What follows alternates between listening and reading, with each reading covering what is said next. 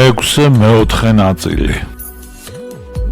მედიას წარმატებები ფარმაკოლოგიის, კოსმეტოლოგიის, გრიმისა და მაკიაჟის ხელოვნებაში ეფუძნებოდა ძველი კოლხეთის მიღწევებს ამ დარგებში და ნასაზრდოები იყო სამკურნალო მცენარეების თვისებათა გამოვლენის, მათი შეგროვებისა და მოვლის კოლხური ტრადიციით. ამის შესახებ თუ რას ფლობდნენ მედეა და ჰეკატე ფაზისის პირას, გალავან შემოვლებულ სამკურნალო მცენარეთა ბაღში წერს ხალხური მედიცინის მკვლევარი მიხეილ შენგელია. ორფიკული არგონავტიკის ახალ ქართულ თარგმანში ეს სამკურნალო მცენარეები შემდეგი თანმიმდევრობითაა დასახელებული, ძირითადად ბერძნული ტრანსკრიფციით. პირველი დაფნა, მეორე შინდი, მესამე ჭადარი, მეოთხე აფსოდელოსი, მეხუთე კლიმენოსი, მეექვსე სურნელოვანი ადინტოსი, მეშვიდე ტრიონი, მერვე კიპირონი, მეცხრე არისტერიონი, მეათე ანემონი, მეთერთმეტე ჰორმინონი, მეთორმეტე ირისიმონი, მეცამეტე იისფერი კიკლამოსი, მეთოთხმეტე სტექასი, მეთხუთმეტე პეონია, მეთექვსმეტე მრავალტოტა კატერნესი, მეჩვიდმეტე მანდრაგორა, მეთვრამეტე პოლიონი, მეცხრამეტე ტროიანი დიქტამნონი, მეოცე კეთილსურნელოვანი კიროკოსი, 21 კარდამონი, 22 კემოსი, 23 სმილაქსი, 24 კამემელონი, 25 შავი მეკონი, 26 ალკია, 27 პანაკესი, 28 კარპასონი, 29 აკონიტონი. აქვეა მრავალი შხამიანი ბალახი და 30 მუხა. ნახსენებია კიდევ შემდეგი მცენარეები, რომელიც აქვე შემოღობილი ჭალაკის გარეთ წმინდა სამყოფელში შესვლამდე გამოიყენეს არგონავტებმა მედეასთან ერთად წამლის შესართავად, თუ მსხვერპლშეწირვის მაგიური რიტუალისათვის. 31 ღვია, 32 ხმელი კედარი, 33 ეკლიანი კვრინჩხი, 34 მტირავა ტირიფი, 35 ქალკანტოსი, 36 სტრუთიონი, 37 კნეკოსი, 38 სქისტი, 39 უგემური ფსილიონი, მე-40 წითელი ანქუსა, 51 ქალკიმონი, 42 ფიჭვი ხმელი. მცენარეთა ეს ჩამონათვალი მართლად გვიჩვენებს ბუნების მრავალფეროვნების ღრმა ცოდნას კოლხთა მიერ და მათ უნარს დაემზადებინათ მრავალი წამალი თუ საწამლავი. ფარმაკოლოგიაში მათი წარმატებების ევროპელთათვის გაცნობა, როგორც ჩანს, პერმანენტულად მიმდინარეობდა, ხოლო ძველი წელთაღრიცხვით 2000 წლეულის მეორე ნახევრიდან, რაც არგონავტების ლაშქრობას ემთხვევა, ამ პროცესმა ინტენსიური ხასიათი მიიღო. ჩანს მედეასგან ბევრი რამ გახდა ცნობილი ეგეიდის მცხოვრებთათვის და კოლხური მედიცინისა და კოსმეტოლოგიის მიერ მოხდენილი ეფექტი იმდენად დიდი იყო, რომ მედეას რაღაც ზებუნებრივი თვისებები მიანიჭეს. ფარმაკოლოგიაში კოლხთა მიღწევანი მნიშვნელოვანი იყო შემდგომაც, მაგალითად ძველი წელთაღრიცხვით მეორე-პირველი საუკუნეების შესაყარზე მცირე აზიის ჩრდილო-აღმოსავლეთ ტერიტორიაზე, სადაც ქართველური ტომები ცხოვრობდნენ და დღესაც ცხოვრობენ. არსებულ ბერძნულ ქართველურ პონტოს სამეფოს განაგებდა მითრიდატე მე-6 ევპატორი, რომელსაც სამი დიდი ომი ჰქონდა რომის რესპუბლიკასთან. პონტოსეს მმართველი, რომელიც ამავე დროს კოლხეთსაც ფლობდა, გარემო პირობებმა აიძულა შხამების საწინააღმდეგო წამლები ეძია, რადგან მოწამვლისა ეშინოდა. მის სახელს უკავშირდება ანტიშხამი მითრიდატუმი. ამ გამოგონების შესახებ ქართული მედიცინის წარსულისადმი მიძღვნილ და ჩვენს მიერ უკვე ციტირებულ წიგნში ამოიკითხავთ. მითრიდატუმი ანტიკური მსოფლიოს სამკურნალო საშუალებათა შორის ყველაზე პოპულარული იყო და იგი თითქმის მე-19 საუკუნის ბოლომდე გავრცელებული იყო ევროპისა და აღმოსავლეთის ყველა კულტურულ ქვეყანაში და მიჩნეული იყო უნივერსალური საშუალებად მოწამვლისა და შხამების საწინააღმდეგოდ და მთელ რიგ დაავადებათა სამკურნალოდ. იმ ტერიტორიაზე, სადაც პონტოს სამეფო მდებარეობდა, ცხოვრობდნენ ქართველური ტომები, ხალიბები, ტიბერიელები, კოლხები, მოსინიკები, მიკრონები, დრილები და ტოახები. აგრეთვე და ეს მე უკვე მოგახსენეთ, პონტოს სამეფოს გავლენის სფეროში მოქცეული იყო კოლხეთი თავისი სამკურნალო რესურსებითა და უძველესი სამედიცინო ტრადიციით. ამიტომ გასაკვირი არ არის, რომ მითრიდატუმის შემადგენლობის თითქმის ყველა კომპონენტი მოიპოვებოდა ქართველ ტომთა განსახლების მდიდარი ბუნების მქონე გეოგრაფიულ არეალში. იშვიათი გამონაკლისის გარდა. მიხეილ შენგელიას ზემოთ ხსენებულ მონოგრაფიაში მოყვანილია მითრიდატუმის რეცეპტი, რომელიც ჩამოაყალიბა ინგლისელმა მეცნიერმა ვატსონმა რომაელის სწავლულის და მედიცინას ავტორის ავლუს კორნელიუს ცელსუსის მიხედვით. პირველი ასფურცელა 1,66 გრამი, მეორე კორხუჯი 20 გრამი, მესამე მალაბოტუმ ლეავეს 24 გრამი, მეოთხე კრაზანა 8 გრამი, მეხუთე ფისი 8 გრამი, მეექვსე სახაპენუმ 8 გრამი, მეშვიდე აკაცია, აკაციის წვენი 8 გრამი, მერვე ზამბახი 8 გრამი, მეცხრე კაკული, ილი, ხილი 8 გრამი, მეათე ანისული 12 გრამი, მე-11 ნარდი 16 გრამი, მე-12 ნაღველა შხამა ასისთავა 16 გრამი, მე-13 ვარდის მშრალი ფოთლები 16 გრამი, მე-14 ყაყაჩო 17 გრამი, მე-15 ოხრახუში 17 გრამი, მე-16 სინამაქის ხე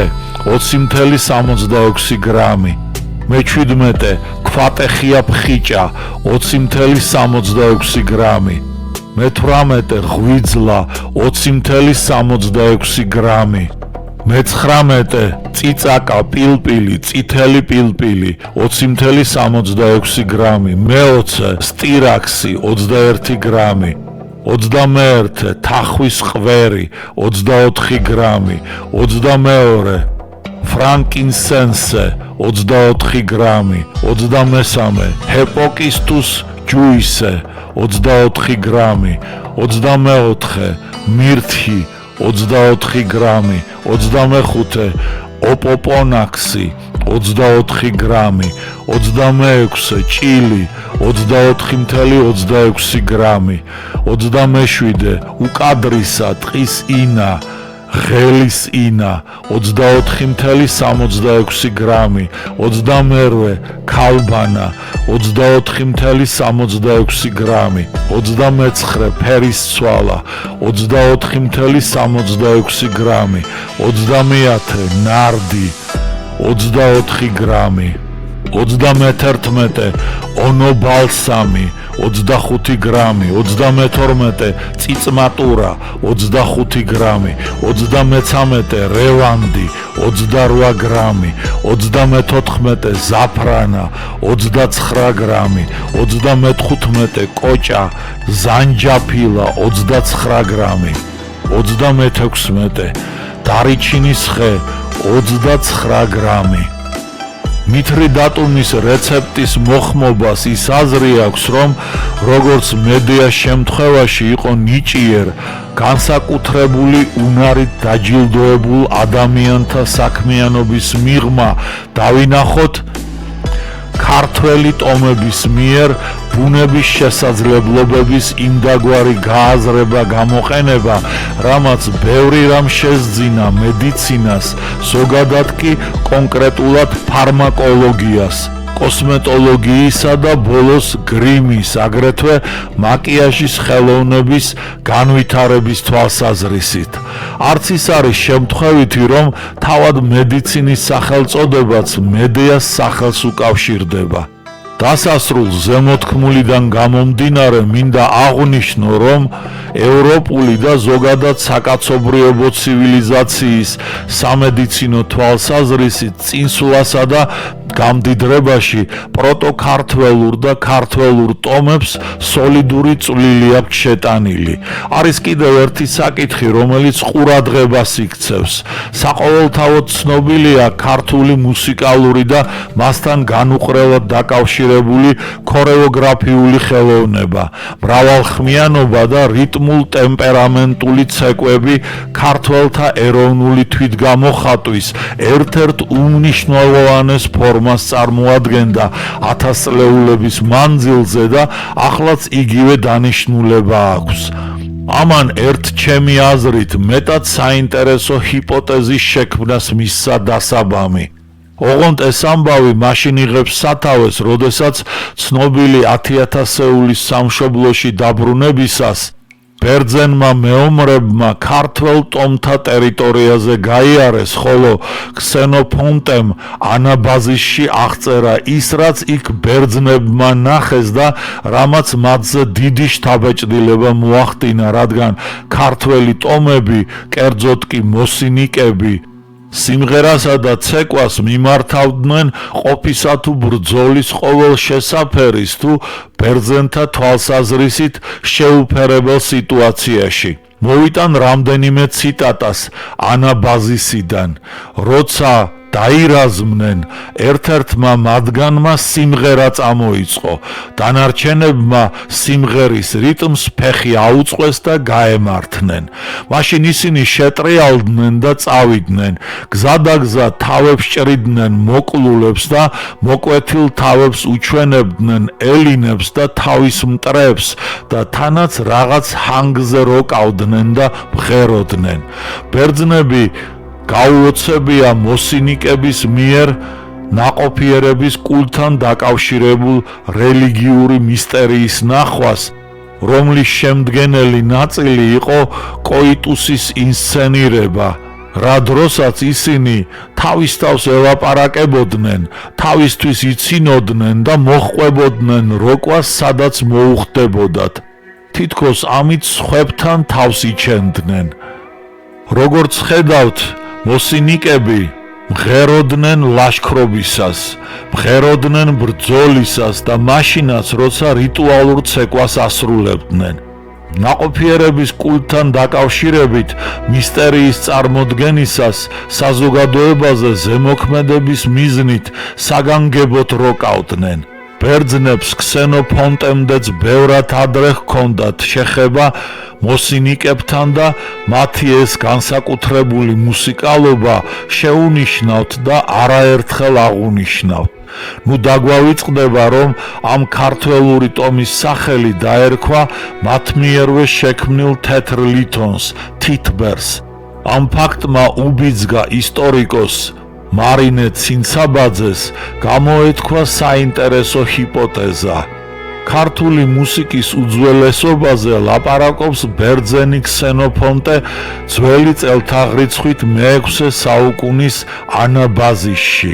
ქართველი ტომის მოსინიკების უჩვეულო სიმღერა გალობისა და მაგიური როკვის შესახებ, რომელსაც ისინი ასრულებდნენ შრომისა და ბრძოლის წინ.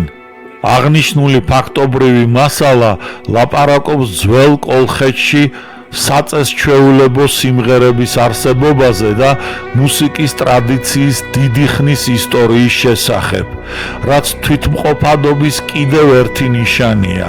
ამ ხრივ დაუკვირდეთ ტერმინს მუსიკის და ქართველი ტომის მოსინიკების სახელწოდებათა შორის მსგავსებას, რომელიც ამდაგვარად შეიძლება დავინახოთ მოსინიკა და სახელწოდება მუსიკა.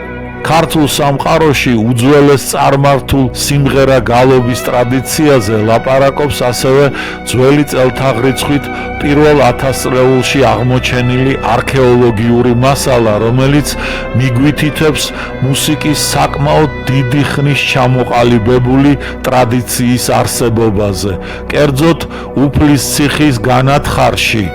აღმოჩენილ იქნა მუსიკოს დამკვრელის ქანდაკება, რომელსაც ხელში უჭირავს 5 ძალიანი ქნარი.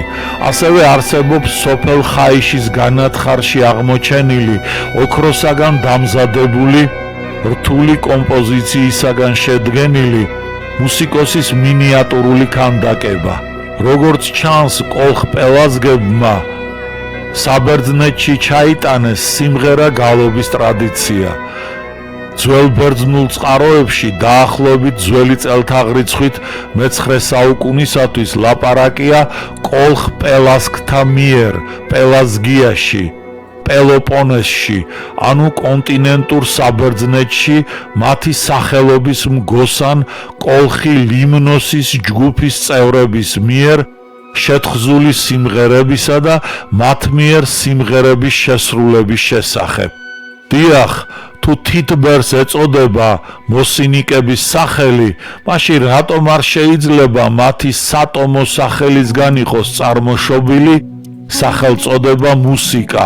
მით უმეტეს, რომ როგორც ზემოთ ვნახეთ, მოსინიკები მელითონეობაზე არანაკლებ ნიჭიერებას ავლენდნენ სიმღერასა და ცეკვაში. გარდა ამისა, უდავოა, რომ მათი ურთიერთობა ბერძნებთან გაცილებით ადრე დაიწყო და შესაბამისად მოსინიკთა მუსიკალობაც ბევრად ადრე გახდა ბერძნებისათვის ცნობილი, ვიდრე ქსენოფონტე ამის მხილველ მსმენელი გახდებოდა. ასე რომ ამ ჰიპოთეზას აქვს არათუ არსებობის უფლება, არამედ მგონი ერთ-ერთი გონივრული ახსნაც არის სიტყვა მუსიკის წარმოშობა. იმისათვის, რომ ზუსტად წარმოვიდგინოთ პროტოქართველურ ტომთა ექსპანსიის შედეგად ევროპის ხმელთაშუა ზღვისპირეთში შექმნილი კულტურული გარემოს ხასიათი, უნდა გავიაზროთ პროფესორ სიმონ ყაუხჩიშვილის კიდევ ერთი მოსაზრება, რომელიც არგონავტების თქმულების პელაზგურ წარმოშობას ეხება. ძირითადი თემა არგონავტების თქმულებისა ხომ შემდეგშია.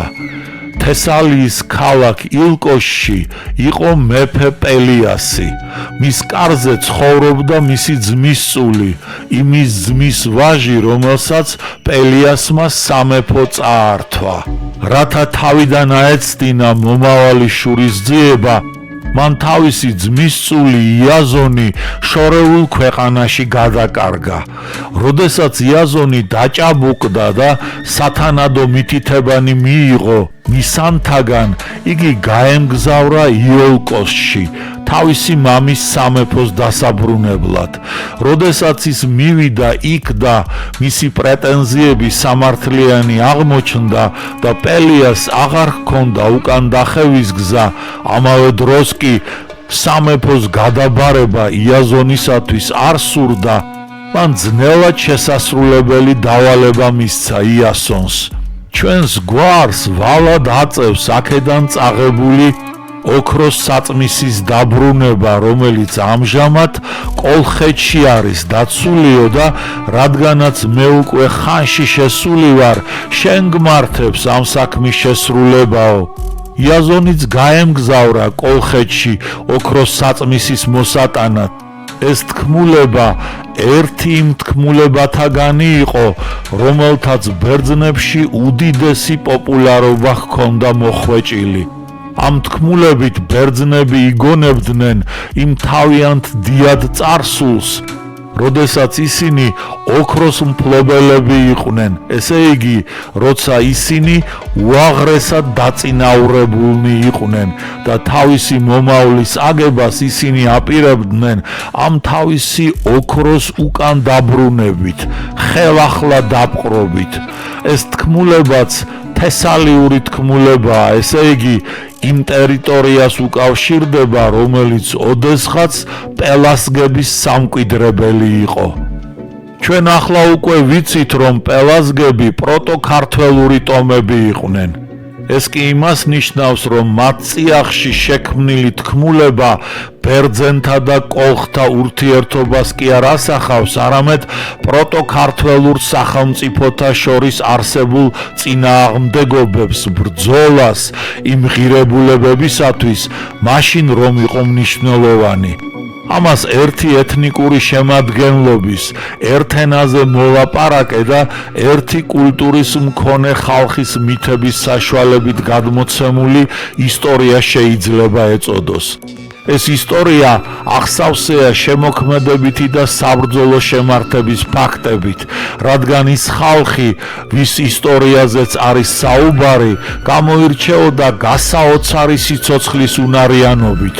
ერთი ქვეყნიდან, სადაც დიდი ცივილიზაცია შექმნეს, დამარცხებულნი და დევნილნი მიაშურებდნენ მეორე ქვეყანას და ახლა იქ ქმნიდნენ დიდებულ ცივილიზაციას. მათი ასეთი უნარის თაობაზე მოგვითხრობენ როგორც მათი შემოქმედების ნაშთები, ასევე წერილობითი ცნობები. ლოგოგრაფოსი ჰელენიკე ლესბოსელი, ანუ მიტილენელი, მეხუთე საუკუნე ძველი წელთაღრიცხვით, თხზულებაში ფორონიდი, რომელშიც არგოსის ისტორიაა გადმოცემული, საბერძნეთის მკვიდრ მოსახლეობად თვლიდა პელასგებს, რომლებიც ელინებმა აქედან გააძევეს. პელასგთა ნაწილი ტირსენიაში, იტალიაში გადაიხვეწა და ტირენების სახელი მიიღო. ჰელენიკე ლესბოსელი ამბობს, რომ უწინ პელასგებად წოდებულმა ტირენებმა ის სახელი, რომელიც ახლა აქვთ, მიიღეს მას შემდეგ, რაც იტალიაში დასახლდნენ. ნანას მეფობის დროს ელინების მიერ განდევნილ იქნენ, მაშინ მდინარე სპინეთთან, იონიის უბეში, მათ დატოვეს ხომალდები და აიღეს ქვეყნის შუაგულში ქალაქი კროტონი. მერე აქედან დაიძრნენ და დაასახლეს ახლა ეგრეთ წოდებული ტირსენია. ასე დაიკავეს პელასგებმა ცენტრალური იტალია, ოღონდ ეს, როგორც ვიცით, დასავლეთში მათი ექსპანსიის ერთადერთი ობიექტი არ ყოფილა, ის ერთი მრავალთაგანი იყო. სხვა ასეთი ტერიტორია კუნძული სარდინია გახლავთ, სადაც არსებულ მრავალხმიან სიმღერასა და ქართულ პოლიფონიას შორის მუსიკად მცოდნეები სიახლოვის მრავალ ნიშანს ნახულობენ, მაგრამ არის კიდევ ორი საკითხი, რომლებიც ყურადღებას ითხოვს. პირველია გასაოცარი მსგავსება ქართულ და სარდინიულ მეგალითურ ნაგებობათა შორის, რის გამოც ბუნებრივად ჩნდება აზრი, რომ ეს ნაგებობანი ერთი და იმავე კულტურის მქონე ხალხის ქვით შემოქმედება შეიძლება იყოს. მეორეა საფეიქრო საქმე და ისიც მნიშვნელოვნად წარმოაჩენს პროტოქართველური ტომების მიერ წარმოებულ კულტურათა დიალოგს. ისტორიის მამა წერდა კოლხურ სელს ელინები სარდონულს უწოდებენ, ეგვიპტიდან შემოსულს კი ეგვიპტურს. ამის საკითხვისას ბუნებრივია ჩნდება კითხვა, რატომ უწოდებენ ელინები კოლხურ სელს სარდონულს? პასუხი ასეთი შეიძლება იყოს. დიდი პასიონარული ბიძგის შემდეგ ამოძრავებული პროტოქართველური ტომების ერთი ნაწილი კუნძულ სარდინიაზე მოხვდა. მათი ქსელის წარმოების ტექნოლოგია დაამკვიდრეს, ხოლო საბერძნეთის ტერიტორიაზე გვიან გამოჩენილი ელინები, რომელთაც აშკარად აგრესიული დამოკიდებულება ჰქონდათ პელაზგებთან და ეგეიდის აღმოსავლეთით მცხოვრე მათ მონათესავე ტომებთან, გავიხსენოთ ილიადაში აღწერილი ბერძნები და მათი მოკავშირენი, ტროელები და ამათი მოკავშირეები. სელის პროდუქტს პირველად სარდინიელებისაგან უფრო ადრე გაიცნობდნენ, ვიდრე კოლხთაგან. სელის წარმოების ტექნოლოგია კი სავარაუდოდ კოლხებსა და სარდინიელებს ერთნაირი ჰქონდათ. ამიტომ იყო, რომ როდესაც ელინები კოლხებს დაუახლოვდნენ და იქ ისეთივე სელის ნაწარმი იხილეს, სარდინიელებისა რომ იყო, უწოდეს კიდეც მას სარდონული და ამის შესახებ კოლხურ სელს სარდონულად მოიხსენიებდნენ, როგორც ამის შესახებ ჰეროდოტე იტყობინება. დასასრულს თუ შევაჯამებთ ყოველივე ზემოთქმულს, მივიღებთ ასეთ შედეგს. კრეტის მინოსური სახელმწიფოს ბრწყინვალე კულტურა ატარებდა ბევრ იმღირებულებას, რაც მოგვიანებით ეგეიდაში შემოჭრილმა ბერძნულმა ტომებმა გაითავისეს და რაც მათი კულტურის საფუძველი გახდა. ეს შეეხება მითებს, რელიგიას, სპორტსა და თეატრსაც. ისეთი წმინდა ადგილის შექმნასაც, როგორიც არის ათენის აკროპოლისი, რომლის საფუძველშიც პელაზგების მიერ ჩაწყობილი ლოდები ძევს.